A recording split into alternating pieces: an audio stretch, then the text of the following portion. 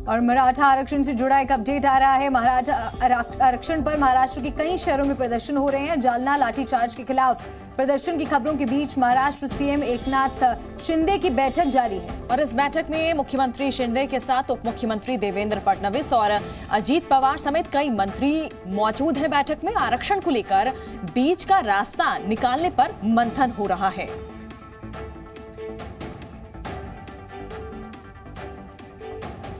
मुंबई से हमारे साथ नीलेश शुक्ला जुड़ चुके हैं, उनका रुख कर लेते हैं। नीलेश, बैठक इस वक्त हो रही है, क्या माना जाए काफी दिन बीत चुके हैं इस आरक्षण की मांग को लेकर। देखिए, आंदोलन जो हो रहा है, हालात काफी बिगड़ चुके हैं, क्या कोई बीच का रास्ता आज की बैठक में निकल पाएगा?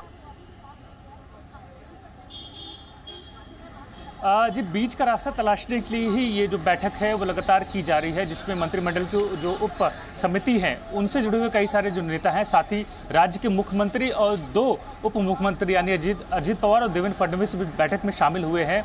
लगभग 1 घंटा पूरा होने वाला इस बैठक को जो लीगल एस्पेक्ट हैं उसे एक्सप्लोर करने की कोशिश की जा रही है और यही कारण है कि जो लीगल टीम है राज्य सरकार की, उसे भी इस बैठक में शामिल किया गया है, क्योंकि जो पूरा दांवपेच है बीते कई वर्षों से चला आ रहा है, मुद्दा हाल ही में गरमाया है और सरकार नहीं चाहती कि उसकी छवि के ऊपर एक सवाल निशान खड़ा हो, क्योंकि जो विरोध है वो लगातार बढ़ता जा रहा है। जलना में इंसिडेंट होता है 1 सितंबर को, लेकिन इसके बावजूद अन्य जो जिले हैं और जो शहर हैं वो लगातार प्रभावित हो रहे हैं और सभी विपक्षी दल जो हैं वो इस मसले में अपनी जो राजनीतिक रोटियां हैं वो सेक रहे हैं और राज्य सरकार को घेरने में जुटे हुए हैं। और यही कारण है कि अब जो लीगल एक्सप्लोरेशन है, अब तक क्या कुछ कमेटी ने हासिल किया है, क्योंकि कमेटी बेहद पुरानी है, विवाद बेहद पुराना है, तो ऐसे में अब तक कमेटी ने क्या कुछ हासिल किया है, क्या कुछ रिपोर्ट तैयार की है, जल्द से जल्द सुप्रीम कोर्ट में अगर हम मुद्दा लेकर जाते हैं तो सुप्रीम कोर्ट को कैसे मनाया जाए, इन सभी मुद्दों को लेकर जो चर्चा है वो लगातार की जा रही है।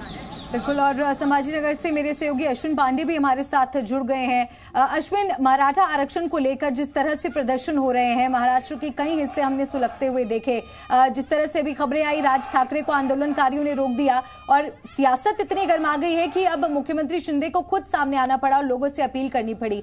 आज की इस बैठक से क्या उम्मीद लगाई जाए? जी देखिए, जिस तरह से सुप्रीम कोर्ट का फैसला मराठा आरक्षण को लेकर आया, उसके बाद से मराठा समाज से जुड़े लोग शांतिपूर्ण तरीके से अपनी बातें रख रहे थे।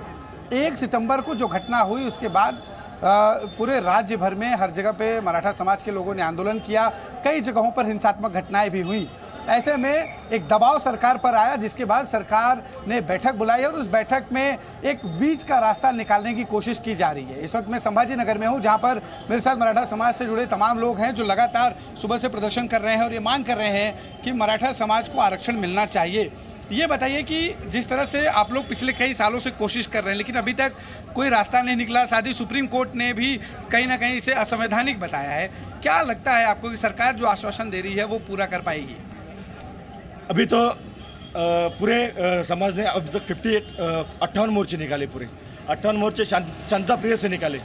अभी जो जालना में जो घटना हुई वहाँ पे पूरा जो चल रहा था वो शांतता प्रिय से चल रहा था, लेकिन किसी षड्यंत्र करके सरकार ने पूरा ये करके वहाँ पे मोर्चों को, जो हमारे माता भगिनियों को जो लाठीचार्ज किया, वो बहुत ही निंदनीय और सब जन इसका निषेध, कोई भी समाज इसको स्वीकार नहीं कर सकता। बिल्कुल अश्विन, तो मराठा समाज अपनी मांगों को लेकर अड़ा हुआ है। देखना यह है कि सरकार इस पूरे मामले को लेकर किस तरह से अपना रुख लेती है। बहुत बहुत शुक्रिया अश्विन और नीलेश, आपका तमाम जानकारी हम तक पहुंचाने के लिए।